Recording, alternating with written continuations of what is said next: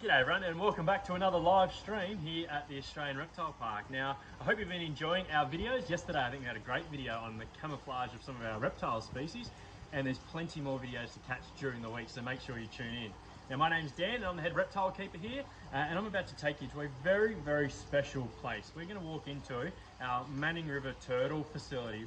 Now, that project is really, really special to all the staff of the Reptile Park, but it's actually a project of our amazing sister organisation, Aussie Ark. Now, Aussie Ark is a non-for-profit organisation which does incredible work with animals like eastern quoll and Tasmanian devil, but importantly for me, doing a lot to save our Australian freshwater turtle species. So I thought I'd take you inside to the facility, say hello to a couple of the adult turtles, feed a little bit of food to some of our hatchlings, which is really, really cute. You can't wait to see them, and I'll show you a hatchling up nice and close. Now, this facility wouldn't be here without the support of you guys. This facility was built on the back of a crowdfunding campaign which people donated to. So thank you all so much for supporting us and supporting this very unique and also very special turtle to the state of New South Wales in particular, but of course Australia as well.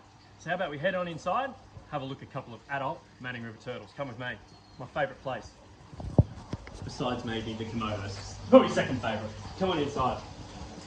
So this is our adult facility. This is where we keep our adult turtles. Now, these turtles were collected from the wild to establish a captive breeding population. So at the moment we have 8 adult Manning River turtles, all mature animals. We have a couple of large females and we also have a few adult male turtles as well. So what I thought I'd show you is the difference between an adult female Manning River turtle, but also an adult male Manning River turtle, which we'd hope to breed this year.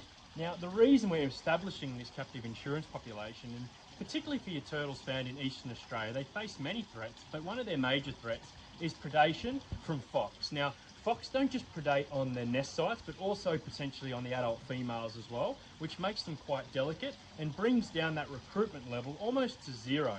So when a female turtle goes to nest, yes, they can be predated on by a fox, but what usually happens is when that female deposits her eggs in a small little burrow in the sand, a nest in the sand, a fox will come along, excavate that nest and eat all the eggs, which means for that species, there's no juvenile recruitment. So whilst there is still adult turtles in the river system, with no babies coming through, eventually those mature turtles will die out, and without that recruitment, there will be no baby turtles to grow into mature animals to propagate for the species for the long term. So what we're trying to do at Aussie Ark is breed these Manning River turtles, release the hatchlings back into the wild and give them a second chance. Now, it really is amazing work, and again, we thank you so much for the support of this project. Now, in Australia, we have 27 species of freshwater turtle. In New South Wales, we have 7 different species that are found in this state. Now, the Manning River turtle has a really old lineage and also is one of the most spectacular looking turtles on the planet. They've got these vibrant yellow flushes underneath their neck. They're a stunning turtle, in particular the males. Now, the males are generally the more pretty ones of the two. The females become quite dull as they get older, particularly at their adult size, but the males can be really vibrant, in particular their plastron. So the turtle shell is made up of 2 main parts, the carapace on the top or the back, and the plastron, which is their underside of the turtle. Now, on a Manning River turtle, particularly the males, it's really, really vibrant and yellow. I'm just going to grab my little scoop, a little pool scoop, and I'm not sure what I've got an adult female down here. I'll catch her.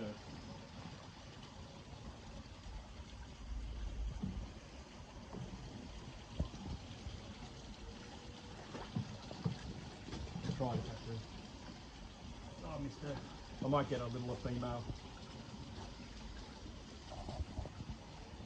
All right. Oh no, I got both.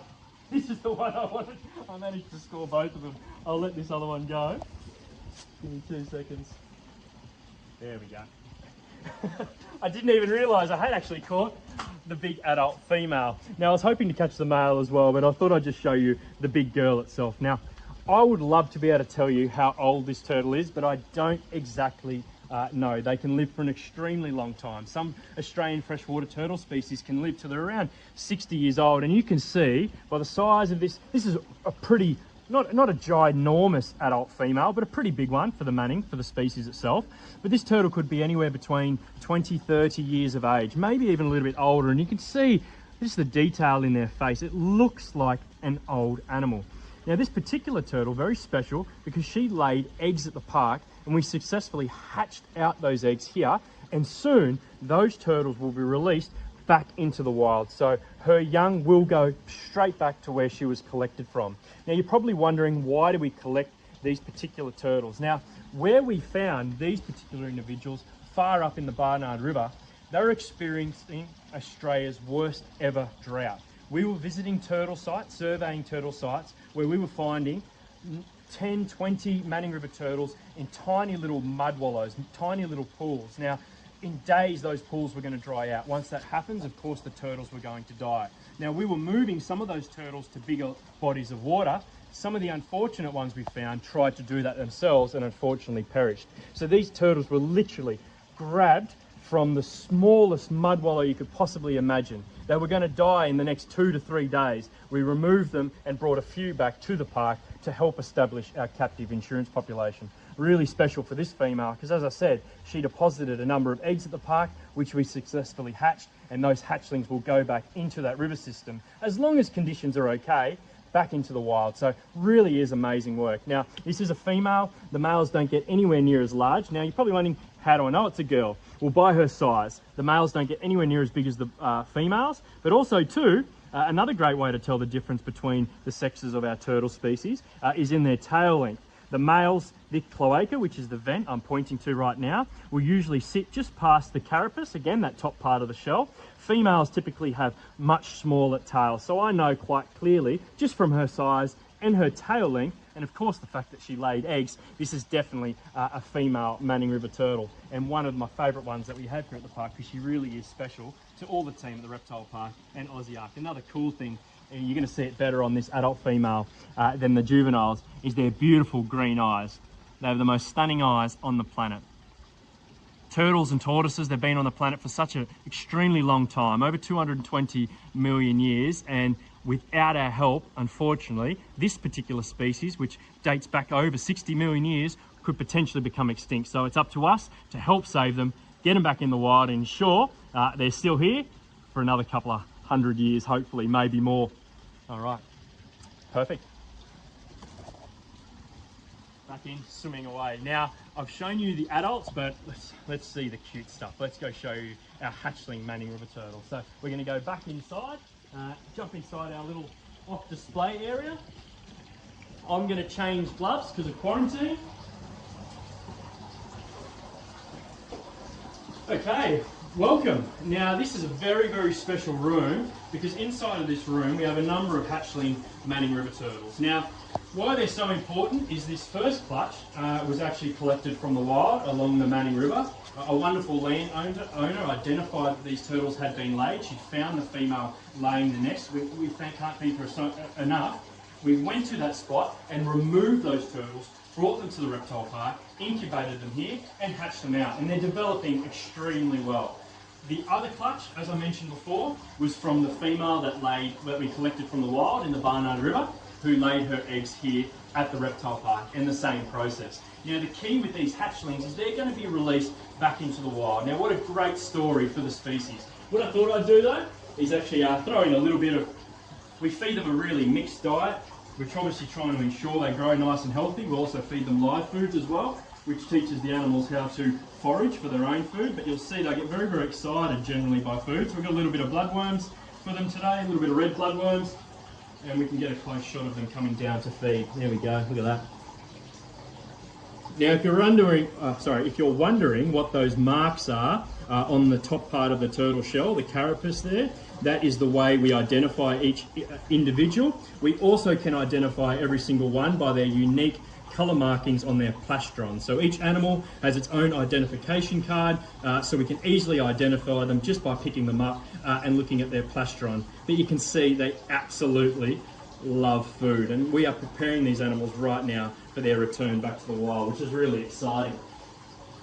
Now, when they hatched out of an egg, these turtles only weigh around 4 grams. They are tiny. Now, it takes a fairly long time for these animals to mature. You're talking between maybe 5 to 6 years, could be longer. It all depends on temperature and food abundance, how quickly they will develop and grow. But generally, they're sexually mature at around 5 or 6 years of age. Sometimes, if you give them more food, they can mature a lot quicker than that. But we're trying to basically treat these turtles and feed these turtles like they would be encountering food out in the wild.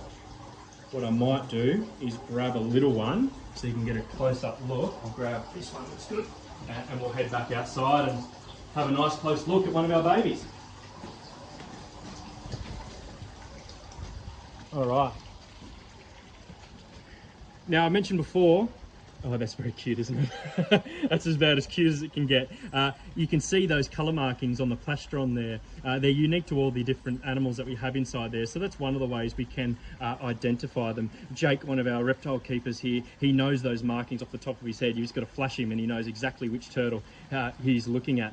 Now, when they hatch out of an egg, they actually have this small little, what they call an egg tooth on the end of their nose there. And what they do is they use that to help break through the egg. Now, they have an incubation period of around 50 to 60 days. And then once they hatch out, they almost start feeding pretty much immediately. They really do like food. One of the things with baby turtles is generally they love seeing food. When you're raising baby snakes, it can be a lot more difficult than with a turtle. As soon as the turtle sees you, it knows it's going to be fed. But you can see how small they are. Whilst they have put on a few grams since they've hatched, the growth rate is quite slow, but their shells are nice and hard. You can see how hard and firm they are. These animals are developing really, really well. They've got those beautiful yellow coloration I was mentioning before underneath the chin there in particular, but that vibrant plastron, that bottom part of their shell, just makes them one of the most magnificent turtle species on the planet.